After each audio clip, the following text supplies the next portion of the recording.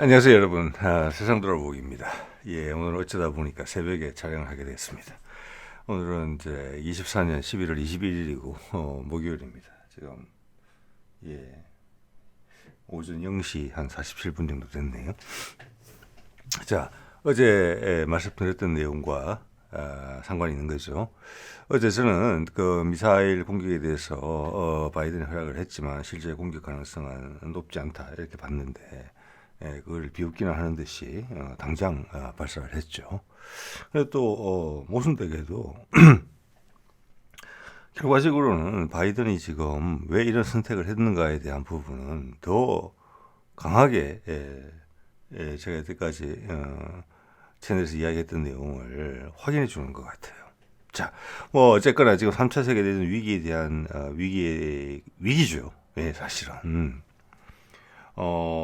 그래서 그 점에 대해서 앞뒤 여러 정황을 봤을 때, 제 생각에는, 지금 미국의 추가적인 도발, 우크라이나를 통해서, 또는 이제 나토의 영국이나 프랑스가 개입하기 지 않는다면은, 지금 바이든은 2개월밖에 안 남았거든요. 그리고 당선된 트럼프의 이쪽에 대한 지침은 명확하기 때문에 핵전쟁으로 가지는 않지 않겠느냐. 물론 여기서 이제 영국과 프랑스가 동참을 한다든지 우크라이나가 추가로 공격을 한다든지 이렇게 되면 전혀 이야기가 달라지겠지만, 자, 일단 뭐 그런 이야기들을 해보려고 합니다. 일단 뭐 누군가가 이야기를 하나의 제안을 해야지 또 다른 사람들이 각자의 생각들을 또 할 수 있는 기반이 되는 경우가 많이 있으니까 그런 취지로 생각하시면 될 것 같아요. 네. 자, 어제 이런 내용을 이제 드렸었죠. 예, 이제 뭐 러시아가 핵 반격하는 기준을 그쪽에서 뭐 독트린이라고 번역하는 것 같던데 그걸 구체화했고. 바이든의 말에 따라서 지시에 따라서 아니면 명령에 따라서 젤렌스키가 바로 행동을 했기 때문에 이제 미국과 우크라이나 핵공격 대상이 들어요 지금. 예. 그래서 미국 언론에서 좀 관심을 가지는 것 같아. 이 부분에 대해서 걱정하지 않을 게 아니네. 예. 왜냐하면 미국 대중들도 이제 알거든요. 이게 지금 세상이 저는 발전하는 거라고 봅니다. 과거 같았으면 몰랐을 거예요. 근데 이번 대선을 치르면서 미국에서 트럼프는 전쟁을 끝낸다 그런다. 우리한테 필요한 전쟁이 아니고 많은 사람들이 죽어나가고 있다. 예, 우리는 유력에서 발을 떼야 된다. 미국 내에 그 돈을 미국 내에 뭐 어제 보니까 제가 말씀드렸죠. 한 뭐 200조 가까이 지원했는데 그 돈을 우리를 위해서 써야 된다. 자, 그런 과정을 통해서 공감대가 형성이 돼 있기 때문에 대중들도 깊이가 좀 생긴 거예요. 아니 그러면 지금 바이든이 막판에 발을 빼야 되는 상황인데 공격을 했다? 푸틴이 가만히 있지 않을 것 같다 이런 느낌은 드는 거거든요 누구나. 자 여기서 그래서 바이든이 여기서 젤렌스키를 통해서 이걸 공격한 이유는 도대체 뭘까? 어떤 전략적인 목표가 있을까? 그게 바이든 개인이든 뭐 개인이라기보다는 사실은 대통령이기 때문에 나라를 책임지고 있는 거잖아요. 아니면 그 뒤에 영향력을 미치고 있는 딥스테이트 핵심 세력으로 보이는 유태인 자본가들 어떤 전략적 목표가 있는가? 이게 뭘 이루려고 하는가? 저는 여전히 다시 원래대로 돌아갑니다. 바이든 개인의 객기다 또는 광기다 화풀이다 이렇게밖에 이해가 안 돼요. 여러분 다른 생각하실 수 있습니다. 근데 누구도 이 세상에 누구도 이 상황에 대해서 이 어처구니 없는 상황에 대해서 전 지구를 위기로 몰아넣고 있는 이 상황에 대해서 정의를 하지 않으려고 해요. 이거는 큰 문제라고 봅니다. 우리가 누구한테 지배당하고 있다 이렇게밖에 이해가 안 돼요. 이 큰 문제에 대해서. 네. 자 이렇게 되면 북한도 관여될 수 있는 거거든요. 뒤에 말씀드리겠지만 이란도 관여될 수 있어요. 세계 대전의 가능성이 있어요. 핵무기로. 근데 이 문제가 왜 이렇게 생겼지에 대해서 누구도 거론하지 않아요. 이야, 이건 엄청나게 모순이죠. 자, 갈 때까지 간 그런 느낌이 좀 들어요. 조금만 더 대중들이 여기에 대해서 각성을 하게 되면은,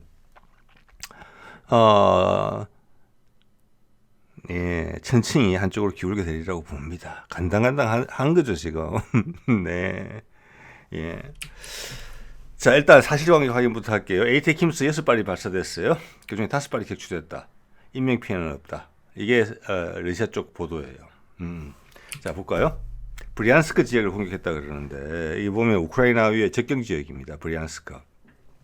제가 얼마 전에 소개드렸던 미국계, 캐나다계 그 용병들이 침입하다가 몇몇이 사살돼서 그 시신과 그들이 미국 외국인이라는 증거가 최초로 공개됐던 그런 지역도 브리안스크죠.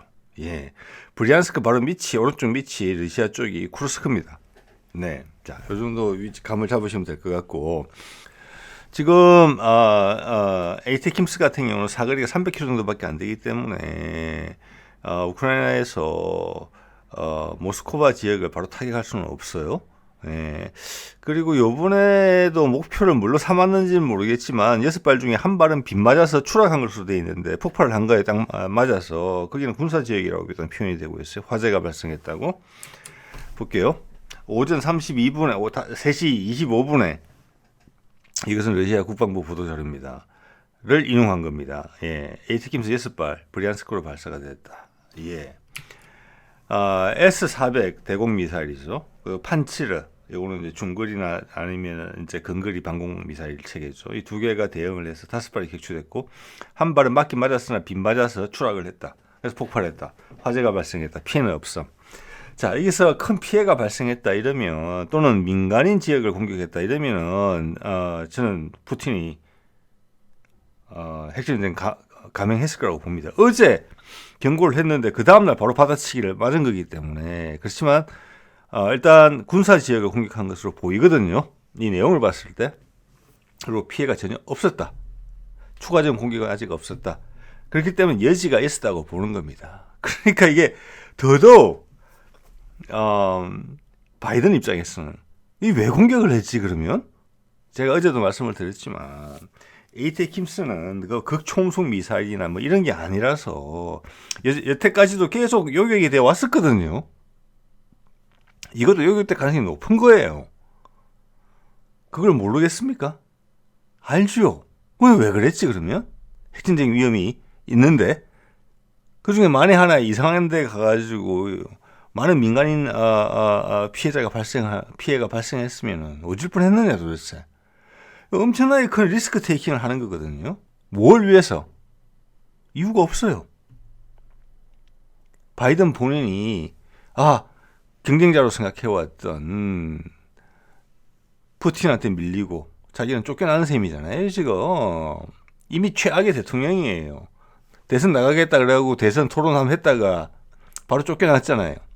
그리고 그걸 대신에 부통령이 밀고 올라와서 나갔는데 엄청난 패배를 맛봤거든요. 그런데 그가 경쟁자로 삼았던 푸틴과 시진핑은 강력한 지지율을 가지고 승승장구하고 있단 말이에요. 그 트럼프가 올라오죠. 그 구석에 몰린 이 노인의 심리적 상태가 좋지 못하다. 어차피 정신 건강에 지금 좋지 않다는 사실은 이미 알려져 있는 거잖아요.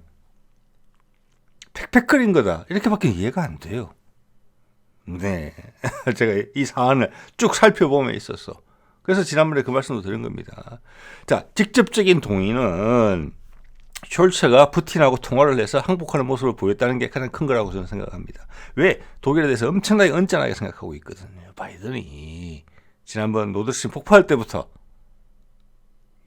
그게 직접적인 동의이고 그 뒤에 깔려 있는 것은 그의 개인적인 어떤 경쟁심 그리고 거기에 경쟁심에 부응할 만큼 자기가 지금 해내지 못하고 있다는 사실, 현실적 트럼프의 압박 이런 거가 이어졌다고 봅니다. 자, 이게 보면 이런 이제 좀 살벌한 내용도 있죠. 이것도 스푸트니크에서 나온 건데 선전포고와 마찬가지다. 이렇게 충분히 해석할 소지가 있고 여태까지 계속 경고를 해왔다는 부분이 있어요. 이렇게 되면 나는 너한테 받아친다. 근데 받아치지 않으면은 내 입장이 무색한 거잖아요. 푸틴 입장이. 묘하게 걸려 있어요. 그것을 미국에서 이 작전을 시행한 사람들이 모를 리가 없어요. 그럼 자존심 싸움을 한 거냐? 우리가 쐈으니까 너 쏴라. 더 크게 번지자. 불장난 해보자. 인류가 망가지든 말든. 이런 생각, 시나리오 계산을, 시뮬레이션을 안 해봤을 리가 없잖아요. 미국 사람들이. 아무리 급하게 최고 지도자가 결정을 했더라도 전 그렇게 보거든요. 아니면 내부에 엄청나게 많은 우려가 있거나 그냥 밀어붙였거나. 예. 자, 어제도 말씀을 드렸지만 이 ATACMS를 제공을 했는데 이거가 지금 숫자가 그렇게 많지 않아요. 지금 패트리안 미사일도 제대로 생산을 못 하잖아요. 그래서 일본한테 맡겨가지고 일본 좀 생산 좀 해달라. 모든 무기체계가 그래요. 155mm 포탄도 동났잖아요. 이때까지 제공한 게 100여 발. 많이 소모됐어요. 얼마 안 남았을 거예요. ATACMS도. 그리고 전쟁을 어떻게 이겨요? 이 다음에 미국이 제공할 수 있는 게 뭐냐? 미국은 직접 들어가는 것밖에 없어요. 근데 후티도 뒤에 나오겠지만 후티도 못 이겨요. 이란은 말할 것도 없고. 자, 독일이 일단 발을 뺐단 말이에요. 그리고 여러 나토 국가들이 이게 아닌 모양인데 뒤에 또 다른 이야기 나옵니다. 핀란드랑 노르웨이는 이번에 갓 나토 가입했는데 이게 무슨 불상사냐 이거예요. 나는 안전을 위해서. 그러니까 지금 그 나토 지역에 있는 소국들이라고 해서 죄송합니다만 그 북반구에 최근에 들어갔던 나라의 지도자들도 이 상황을 이해를 못하고 있어요. 이렇게 위험한 줄 알았으면 안 들어왔을 텐데. 핀란드 같은 경우는 자기 내부의 기지를 러시아의 전략폭격기 공항을 공격하는 대로 중간 기지로 활용했었단 말이에요. 겁나는 거죠, 이제는. 자기들이 맞을 것 같으니까. 그 최고 지도자들도 상황에 대해서 이해를 못하고 있다는 거예요. 우크라이나전의 실상에 대해서. 네. 그래서 그런 상황인데 푸틴이 이걸 어떻게 접수할 것인가. 예. 그래서 일단 큰 피해가 발생하지 않았고 추가적인 공격이 없거나 또는 영국과 프랑스가 추가적으로 지원을 하지 않으면 저는 현재는 한번 참을 것이라고 봅니다. 예. 자, 바이든인데 임기는 2달 남았죠. 예. 자, 이거에서 한번 확인을 한 게 뭐냐면은 젤렌스키는 시킨 대로 하는구나. 이걸 알 수 있어요. 저는 그런 생각을 좀 말씀드렸었죠. 젤렌스키가 결정권을 가지게 됐다. 왜? 공격은 현재 우크라이나가 하는 것이니까. 근데 실질적인 상황은 그렇지 않았다. 시킨 대로 그대로 실행한다. 네, 이것은 미국의 전쟁이라는 것을 제가 확인한 거예요. 이제는 미국 사람들도 다 이해할 거예요. 전 세계가. 그러니까 지금은 바이든이 우크라이나 젤렌스키로 하여금 미국의 무기를 가지고 러시아 내부를 공격하기 허락했다. 이때까지 허락을 안 했어요. 말은 많이 나왔지만 금만 주고 말았단 말이에요. 그런데 임기 2달 남겨놓고 이게 무슨 일이냐. 숄츠가 통화하면서 나토가 분열되는 모습을 보이니까 전혀 타이밍이 안 맞는 순간에 이상한 결정을 했다. 젤렌스키는 그게 저항하지 못하고 그냥 시킨 대로 한다. 이건 미국의 전쟁이다. 라고 전 세계 이야기해 준 거예요. 미국이 전쟁을 하고 있구나, 우크라이나에서. 자, 이걸 가지고 젤렌스키도 진짜 참담한 것이 1차적으로 보복이 되면 자기들도 맞을 거잖아요. 핵폭탄 맞을 수 있잖아요, 우크라이나도. 그러면 이미 50만, 60만의 전사자가 난 상황에서 전사자, 사망자만 우크라이나 나라 전체가 망가질 수 있는데 이미 많이 망가졌지만 수많은 사람들이 생명을 잃을 수가 있는 상황에 대해서 이렇게 아무 생각 없이 시킨 대로 한다? 참담한 것이죠, 이게. 예, 이렇게 망가진 겁니다, 세상이. 그래도 갈 때까지 갔다 이런 생각이 드는 거예요, 지금. 예, 세상이 지금 우리가 어디까지 망가져 있는지를 여실히 보여주고 있어요. 이번 사안만이 그런 게 아니라는 거예요. 예전에 그런 사안이 많이 있었겠죠. 근데 이제는 우리가 알게 되는 거죠, 그것을. 그게 상당히 중요하죠. 상황은 똑같지만 우리가 인식한다는 거하고 못한다는 것은 큰 차이가 있어요. 이제 반전이 될 수 있는 분위기가 있는 거죠. 예, 극단으로 치닫고 있다. 예, 그게 상징적으로 보여주고 있다. 이렇게 되면은 이번에 핵전쟁으로 가지 않는다면은 트럼프의 협상력은 엄청나게 약해질 거예요. 그리고 이번 한 건으로 인해서 젤렌스키는 모든 협상력을 버린 거예요, 이제는. 지금 푸틴이 제안한 종전 조건보다 더 안 좋은 조건을 받아들여야 될 거예요. 주위에서 아무도 지켜주지 않을 거예요. 젤렌스키가 이 시킨 대로 한 바람에. 여기서 분명히 자기 공간을 만들 수 있는 여지가 있었거든요. 미국은 원하지만 나는 글쎄 하면 협상하는 제스처를 취할 수 있는데 그게 우크라이나를 위해서는 지혜로운 일인데 안 했잖아요. 예. 자, 공격의 전략적 목표와 저는 생각할 수가 없습니다. 전략적 목표는 이겨야 되는 것이고 푸틴을 무너뜨려야 되는 거예요. 푸틴 정권을 무너뜨려야 되는 게 핵심이죠. 그게 바이든이든 딥스테이트든 아니에요. 근데 이걸로 이길 수 있겠습니까? 그리고 자기의 정치적 입지를 확보하기 위해서 했으려면 선거 전에 했었어야죠. 한참 전에. 예. 그래서 제가 이런 말씀 드린 건데 화풀이밖에 안 된다. 개인적인 화풀이. 트럼프의 딴지 그런 거다. 에이! 이러면서. 이게 패권 국가의 지도자가 할 노릇입니까? 이런 지도자가 탄생을 해서 이런 식으로 일처리를 했다는 것 자체가 미국한테는 부끄러움이에요. 이것은. 트럼프가 이야기하잖아요. 세상 사람들이 다 우리 미국 보고 전부 다 바보라고 그래. 멍청하다고 해. 이제는 정오하게 됩니다. 전 세계를 위협에 지금 빠뜨렸잖아요. 제가 보는 생각의 기준에서는. 그리고 푸틴이 분명히 얘기에 대해서 핵전쟁으로 대응하지 않을 것이다. 양쪽이 핵전쟁을 하면은 미국이 못 이겨요. 많은 분들이 아실 거예요. 지난 수십 년간 미국은 돈벌이 하는 무기들만 F-35 같은 거 해서 방사능체만 배를 불렸지. 뭐 군에서도 엄청나게 배를 불렀겠죠. 군산 복합체니까. 그런데 실제적인 가장 큰 위협에 대응하는 기술을 구축하는 데는 상당히 미비했어요. 큰 돈이 안 되기 때문에.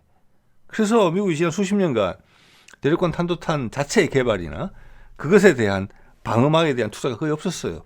좀 극초음속 미사일 개발 못하는 거 보세요. 예. 그래서 이렇게 하더라도 푸틴이 우리한테 반격하지 않을 것이다라는 이상한 확신도 있었다.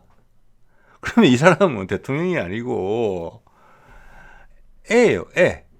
예. 그래서 말씀드린 것처럼 이 부분은 추가 공격을 하게 된다. 젤렌스키가 미국이 그리고 영국과 프랑스가 무기 개입을 해서 모스크바 이런 데를 때린다. 그래 스칼펠이나 스톰 섀도우 같은 것으로 그래 되면 정말 핵전쟁 올 거예요. 그래서 많은 사람들이 지금 물밑으로 움직이고 있다고 봅니다. 예, 지금 영국, 프랑스 이런 입장은 제가 봐서 조용한 것 같거든요. 그걸로 전 세계가 놀랐어요, 지금. 이런 상황이 발생한 것에 대해서. 그리고 젤렌스키가 여기에 무작정 우크라이나 전체를 지옥으로 빠뜨리면서 그냥 시킨 대로 한다는 거. 네. 자, 여기서 추가 공격이 있거나 영국과 프랑스가 동참한다 이러면 저는 핵전쟁 간다고 봅니다. 그렇지만 그럴 가능성은 오히려 좀 낮다. 예, 이렇게 봐주고요. 예.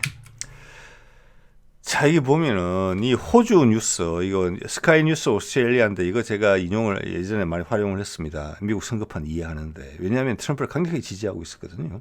좌파, 우파를 명확하게 나눠서 우파를 지지하는 입장이에요. 여기는 이스라엘을 강력히 지지하고 있어요. 여기서 푸틴 건에 대해서 어떻게 이야기하는지 한번 보세요. 기가 차지 않습니다. 러시아가 재래식 전력이 취약해서 핵보복을 강조하고 있다. 재래식 전력으로 붙으면 나토가 미국한테 못 이기기 때문에 핵보복을 강조하고 있다. 이렇게 사실을 왜곡해서 설명하고 있어요. 예. 여러분 세상이 얼마나 도착됐는지. 응? 그들이 선을 그어놓고 좌우 내 편, 상대편. 그리고 앵커들이 TV에 나와서는 이 세상의 모든 지식과 확신은 자기가 다 가지고 있는 것처럼 말을 하면서 이런 소리를 짓거리고 있는 거죠. 네, 우리도 예외는 아닙니다. 네. 근데 참 이 사안에 있어가지고 곤란한 것은 그럼 푸틴이거든요. 푸틴이 핵 공격의 핵 반격의 기준을 완화한 그 다음날 바로 때렸으니까 여기서 뭔가 대응을 분명히 해야 돼요. 예, 안 그러면 빈말을 한 것이 되기 때문에. 그래서 그의 행보가 어떻게 될 것인가. 자, 여기서 전쟁이 확전돼가지고 핵전쟁을 한다. 나토군과 재래식 전쟁을 또 확대한다. 그런데 바이든은 지금 2달밖에 안 남았고, 숄츠는 이미 그런 이야기를 전해왔고, 나머지도 이반되고 있는 것이 보이는데, 이걸 핵공격으로 받아칠 수는 없는 것이죠. 그런데 바이든이 지금 추가적인 모습을 보일 가능성도 있단 말이에요. 지금 예측 불허예요, 바이든은. 솔직히 말해서. 자, 여기에 대해서 어떻게 대응을 할 것인가? 제가 봐서는 일단 푸틴이 아까 말씀드린 조건처럼 추가 공격이 없거나 영국과 프랑스가 개입하지 않으면은 핵으로서 반격한다기보다는 어, 외교적인 압박을 통해서 여기서 더 어긋나게 되면 미국이 절대 살아남을 수 없는 여건이 된다는 것을 증명해 주려고 하는 것 같아요. 예.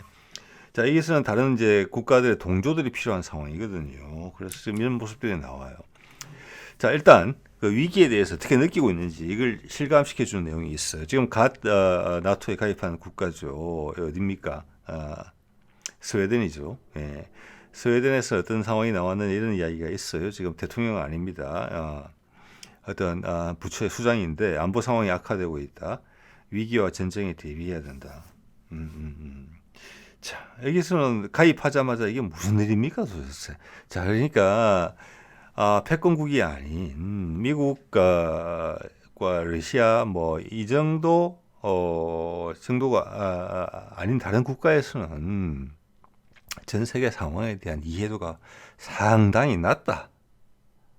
예, 이런 걸 이번 기회를 통해서 느낄 수가 있습니다. 네, 자 볼까요? 핀란드가 저 위에 이고 그 스웨덴이죠.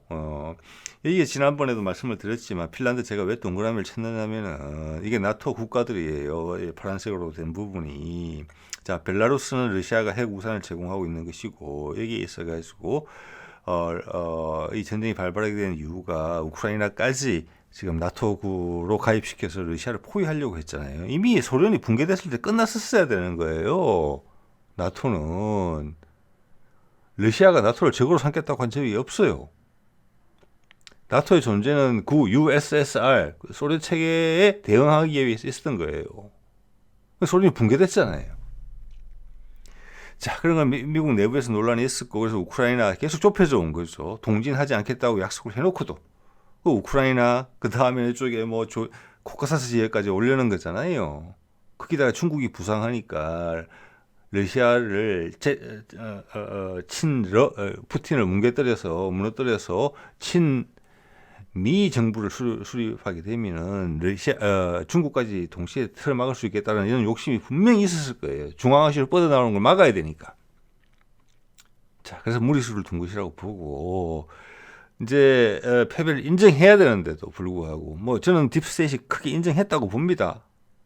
이제는 새로운 상황으로 들어가서 거기에 맞는 전략을 수행해야 되는데 바이든이 임기를 2달 남겨놓고 지금 업무를 인수인계를 해야 되는 과정에서 이것은 도리가 아니죠. 자기 대통령한테. 있는 상황을 정확히 알려주는 것도 시간이 부족할 수 있는데 그것을 상체를 후벼 파서 큰 파열음을 만들어 놓는다. 예, 이건 이해하기 어려운 일입니다. 그래서 최악의 대통령이 될 것이라 이렇게 제가 제목에서 적어봤습니다. 네, 자 핀란드가 뭐냐 이거죠. 나토군의 공격에 의해서 파괴된 투폴레프. 이게 드론에 의해서 파괴가 됐는데 이것을 전 세계에서 보도를 하지 않았고 우리 유튜브에서도 이것을 차단했어요. 차단이라기보다는 제재 조치를 걸었어요. 저한테 이 영상에 대해서. 이거 엄연한 사실이거든요. 이때 맞고 푸틴이 참았어요. 러시아 언론에도 보도 안 됐어요. 이거는 전문가들 의견을 통해서 아름아름으로 알려졌을 따름이에요. 물론 저도 유튜브를 통해서 들었죠. 근데 사실이에요. 자, 이때도 이것을 깊숙이 날아와가지고 이걸 한 것이거든요. 그때는 러시아를 흥분시키기 위해서 했다고 밖에는 볼 수 없는 상황이었어요. 핀란드나 스웨덴이 그 기착지를 제공했을 가능성이 높아요. 그래서 그들은 떨고 있는 거죠, 이번에. 자, 그래서 이번에도 푸틴이 이 정도까지 모른 척하고 넘어갈 수는 없어요. 예, 다른 식으로 대응을 한다. 일단은. 자, 그때 이게 그 내용입니다. 저 위에 이제 동그라미 된 부분이 그 투플레프의 전략 공군 비행장이 있었던 곳이에요. 2세대 드론이 공격을 해서 비행기를 하나 폭파했다. 이거였었어요. 자, 다시 그 스웨덴 이야기로 들어오면은 11월 18일부터 며칠 전부터 스웨덴 정부 500만 장의 핵전쟁 대비 팜플렛을 배포하기 시작했다. 여기는 나토 가입하기 하고 나서 혜택을 본 것도 하나도 없고 이런 지금 공포 상황만 맞이하게 된 거예요. 이게 대해서 여러 가지 생각이 있을 거예요, 이 사람들이 아마. 예. 자, 이렇게 하고 있느냐? 그것도 아니에요. 러시아도 하고 있어요. 이거 보세요. 이 아래로 나오는 두 기사가 뭐냐면은 러시아가 이동식 핵 대피 시설을 대량 생산하고 있다. 이거는 컨테이너로 실어 나르는 거예요. 예. 자, 이것은 방사선에 의한 방호를 해줘요. 물론 머리 위에서 바로 터지는 건 뭐 택도 없겠죠. 방사선에 의해서 보면은 피폭 당하면은 그게 이제 단지 화상으로 연결돼서 사망하거든요. 히로시마나 나가사키 경우를 보면은 이거는 어떻게 보면은 이 핵 우라늄이 바짝 타는 거니까 원자력 발전소하고는 달라요. 원자력 발전소가 누출되고 이러면 핵 연료가 그대로 밖으로 나오는 건데 이건 바짝 타는데 대신에 엄청난 고에너지가 순간에 나와요. 그게 방사선이죠. 예, 그거 맞으면 피부가 다 상해요. 그럼 죽어요. 온몸에 화상을 입어가지고. 그게 직접적인 거예요. 물론 가까운 데서 뭐 열, 압력 이런 것이 그거는 뭐 아무것도 건물이 다 넘어지는 판인데 무너지는 판인데 이런 거 상관이 없는 것이고 거기서 좀 떨어져서 방사능이 주요한 살상 요인이 되는 지역에서는 이게 가능하다. 이걸 대량 생산하고 있다. 이거 컨테이너 크기예요. 그래서 트럭으로 실어 날라서 지금 러시아가 배치를 하고 있어요. 이 보시죠. 24년 3월부터 주요 지역에 이렇게 세우는 거예요. 처음에 들어서 수물하는 거예요. 그거 생각하시면 돼요. 일본에 혹시 여행하신 분 있으시면 화산에 가보면은 화산 그 분화구에 활화산이죠. 가까이 다가가면 이런 유의 뭐 콘크리트나 또는 돌로 만든 그 대피소들이 있습니다. 거기 들어가서 직접적인 위에 돌 같은 게 날라올 때 피하라는 거거든요. 그런 컨셉이라고 보시면 되고 저 뒤에 있는 빨간색 글자가 쉘터라는 뜻이에요. 이게 러시아 말로 대피소라는 뜻이죠. 고민하고 있다는 겁니다. 자, 터키가 이런 말을 했죠. 지금 어디 남미에 가 있죠. G20 미팅 때문에 러시아가 갱신한 핵 대응 지침을 나토 국가들이 잘 살펴봐야 된다. 자, 함부로 나서지 마라. 이런 부분이에요. 그래서 영국과 프랑스가 여기에 들어오느냐 안 들어오느냐. 예, 그런 거에 대해서 한 번 더 확인을 해주는, 한 번 더 경고를 하는 그런 것이 될 것 같아요. 여기다가 오늘 또 우리나라에서 보도가 됐는지 잘 모르겠는데 이란이 하루 만에 핵무장할 수 있다는 그런 발표가 있었어요. 제가 이 내용을 보면은 누가 그 말을 하느냐 하면은 우리말로 하면 과학기술처 뭐 그 연구소의 과학기술 분야의 최고봉이 이야기를 하는 거예요. 지금 서방에서는 우리 보고 이란이 뭐 일주일이면 핵무장을 할 수 있다. 또는 이틀이면 핵무장을 할 수 있다 그러는데 그거 다 맞지 않다. 우리는 하루면 핵무장을 할 수 있다. 이렇게 이야기를 하는 내용이 나왔어요. 이 시점에. 자, 이것은 뭐냐면 핵탄두가 다 있다는 거예요. 그러니까 미사일에다가 장착하는데 걸리는 시간이 하루다 이렇게 이해가 되거든요. 예전에 지진 났을 때 핵실험을 한 것으로 봐지거든요. 뭐 미국도 거의 간접적으로 인정하고 있다고 저는 봅니다. 이란의 핵무기 보유 사실을. 자, 이것은 뭐냐? 일견 두 가지 측면이 있는 것 같아요. 하나는 러시아와 같이 보조를 맞춰준다. 이미 북한은 보조가 맞춰져 있잖아요. 저기에. 그죠? 자, 미국이 상대해야 될 막강한 적들이 이렇게 있다. 거기에 이란이 하나 더 올랐었다. 리스트에 하나 올라갔다. 이렇게 해석할 수 있는 부분이 한 가지 목적이 있고 두 번째는 뭐냐면은 지금 바이든이 되게 이완된 모습을 보였기 때문에 젤렌스키에 대해서 이스라엘이 이때 오판할 수가 있다 이렇게 생각하는 것 같아요. 이스라엘이 지금 요 타이밍에 이런 어설픈 시기에 자, 요것은 그대로 우리 윤석열한테 적용이 돼요. 북한한테 어떻게 할 수 있어요, 지금. 바이든 지금 그 공간을 만들어준 거거든요.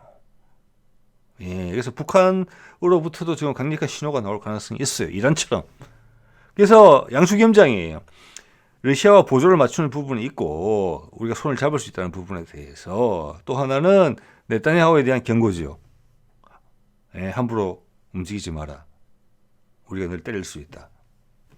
이런 거라고 봅니다. 이런 것들이 일단 외교적으로 좀 이제 터키, 이란, 그리고 이미 북한은 손을 잡고 있는 것이고 이런 부분들이 연대를 강화하면서 너희가 우리를 절대 이길 수 없다라는 이런 것을 강하게 심어주는 이런 작전을 좀 택한 게 아닌가 푸틴이 저는 그런 생각을 해보게 됩니다. 예. 왜냐하면은 이것 때문에 제가 그런 생각을 더더욱 하게 되거든요. 이 와중에 이 정신이 하나도 없는 와중에 3차 세계대전의 코앞에서 푸틴이 인도를 방문한다고 발표가 났어요. 예. 자, 인도는 푸틴을 강력하게 지지하고 있습니다. 그죠? 그리고 제가 봤을 때는 트럼프는 지금 주요 인사들, 새로운 내각의 주요 인사 2명을 인도계를 선정을 했어요. 그래서 인도와의 관계 개선이라는 부분이 상당히 중요하고, 그것과 어떤 중국과의 문제, 이런 거에 이제 끼어들 수 있는 여지를 만들었다고 저는 생각을 하고 있는데, 바이든이 지금 이런 일을 벌였단 말이에요. 자, 그런데 푸틴의 반응은 인도를 방문하겠다. 자, 이것은 푸틴이 저는 이렇게 생각합니다. 바이든이 뭐 제 오늘 말씀드린 내용처럼 희한한 결정을 했다. 예, 미국의 본질이라고 믿고 싶지는 않다. 예, 트럼프가 올라오고 있다. 많은 대화가 있을 거라고 봅니다, 사실은. 그런데 대응은 하긴 해야 된다. 자, 그래서 지금 뭐 아까 특히 에르도안이나 이란이나 모디나 미친 짓이다라고 생각한다는 거예요. 예. 그래서 우리가 여기서 연대감을 보여주면서 미국을 압박할 수밖에 없다. 이런 일은 처음인 것 같아요. 미국이 패권국 지위에 오른 뒤로 미국을 구석으로 몰겠다는 거잖아요, 지금. 그래서 여기에 가장 강력한 친구들이 다 등장한 거예요. 나토 내부에 일단 터키, 이란, 북한, 인도까지. 이렇게 중심을 잡고 나머지는 살붙이게 하면 되는 거거든요. 우리가 너한테 압박을 가할 수 있어. 그리고 지금 영국과 프랑스는 주춤주춤 하잖아요. 이 상황에서. 예.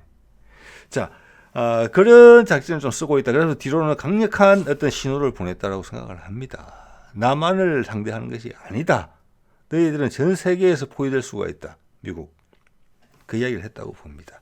그리고 우리의 대상은 당연히 젤렌스키의 우크라이나가 아니고 미국 너다. 예. 요 정도 선에서 푸틴이 대응을 하지 않겠는가 저는 이렇게 보지요. 자, 이거를 한 번 더 말씀드리면 딱 좋을 것 같아요. 이게 미국의 현 상황이 아까 오스트레일리아 뉴스가 뭐 희한한 소리를 했는데 이거 한번 보세요. 그 사람들한테 이 뉴스를 보여주고 싶어요. 호주한테. 이게 뭐냐면 며칠 전에 후티가 지금 홍해에서 링컨 항모를 공격했다. 맞췄다. 뭐 이런 말도 했어요. 드론과 대함 탄도탄, 순항 미사일 등을 이용해서 공격했다.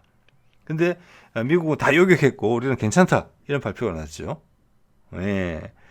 그리고 동시에 미 군 내부에서 국방부 내부에서 그런 얘기가 나왔죠. 후티의 무기가 지금 그 발전 속도가 놀랍다.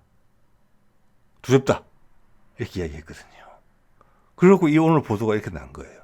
링컨 항모가 빠져나오기로 했다. 홍해에서. 여러분 이걸 어떻게 설명해야 됩니까? 맞았을 수가 있다라는 생각이 일단은 들고요. 두 번째는 최소한 간담이 서늘해져서 안전을 보장하기가 어렵겠다라는 결론에 도달했다는 겁니다. 아니면 그런 거가 무관하게 그냥 지금 제가 지금 그런 보도를 보기도 한 것 같은데 항모를 뺄 계획이 있었을 수도 있어요.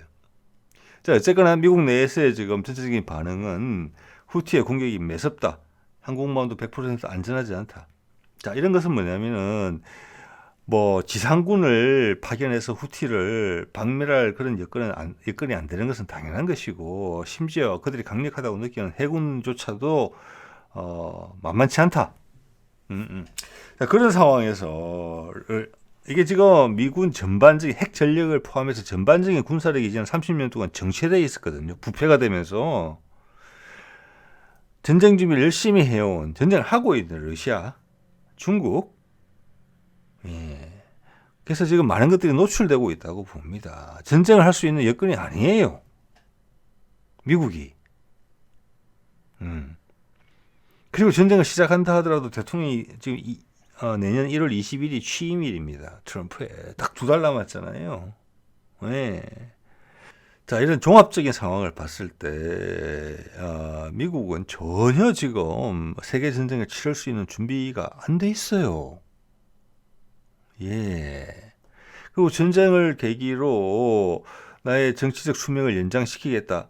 이런 거하고도 안 맞아요, 지금. 왜? 바이든은 이미 졌으니까. 예. 그래서 개인적인 계기다. 네. 자, 그렇기 때문에 여기서 푸틴이 흥분을 해서 핵전쟁으로 대응을 하게 만든다. 이게 딥스테이트의 생각이다. 그럼 공멸하자는 이야기잖아요. 전력에서 안 되는데 저는 그 딥스테이트의 생각이라고 보기도 어렵다는 것입니다. 예, 이거는 제정신이 아닌 대통령의 개인적인 광기다. 그렇게밖에 해석이 안 돼요. 다시 한번 말씀드립니다만 여기서 이런도 압박을 가했는데도 불구하고 예를 들어서 젤렌스키가 추가로 러시아 내부를 공격한다거나 영국이나 프랑스의 무기가 관여된다. 이러면은 그때는 걷잡을 수 없을 가능성이 높다. 이렇게 생각을 합니다. 자, 오늘 이 정도 말씀을 드리겠습니다.